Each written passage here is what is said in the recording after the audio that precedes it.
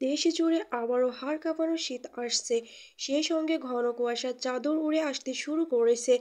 আগামী বৃহস্পতিবার সারা দেশে দিনের তাপমাত্রা 1 থেকে 2 ডিগ্রি সেলসিয়াস কমতে পারে। এর মধ্য দিয়ে কয়েকদিন বিরতির পর দেশের উত্তরাঞ্চল সহ বিভিন্ন স্থানে শুরু হতে পারে শৈত্যপ্রবাহ। এরই মধ্যে পঞ্চগড়ে তেঁতুলিয়ার শৈত্যপ্রবাহের তাপমাত্রা নেমে এসেছে। আগামী এক সপ্তাহ দেশ জুড়ে শীত বাড়তে পারে ও শৈত্যপ্রবাহ চলতে পারে বলে আবহাওয়া অধিদপ্তর জানিয়েছে।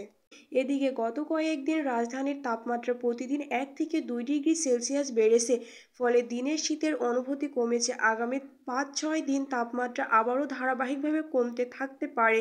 দেশের অর্ধেকের বেশি এলাকায় সর্বনিম্ন তাপমাত্রা 10 ডিগ্রি সেলসিয়াসের নিচে নেমে আসতে পারে। কুয়াশা বেশি থাকায় দিনের বেলায় সূর্যের দেখা নাও পাওয়া যেতে পারে। ফলে শীতের অনুভূতি বাড়তে পারে। আসন্ন শৈত্যপ্রবাহটি হতে পারে চলতি মৌসুমে দীর্ঘস্থায়ী শৈত্যপ্রবাহ।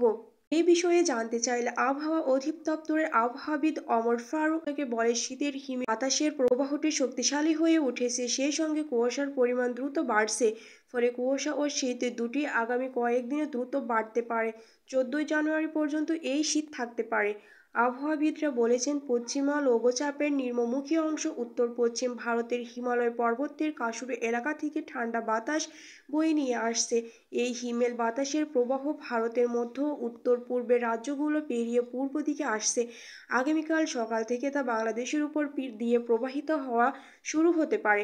ফলে আগামীকাল সকাল থেকে আবারও দেশের উপর দিয়ে কুয়াশাযুক্ত ঠান্ডা বাতাস প্রবাহিত হওয়া শুরু করবে। দেশের যেসব এলাকার আসন্ন শৈত্যপ্রবাহের সবচেয়ে বেশি প্রভাব পড়বে সে বিষয়ে আবহাওয়াবিদরা বলেছে, শৈত্যপ্রবাহটি রংপুর, রাজশাহী ও খুলনা বিভাগের জেলাগুলোর উপর দিয়ে অতিক্রম করতে পারে।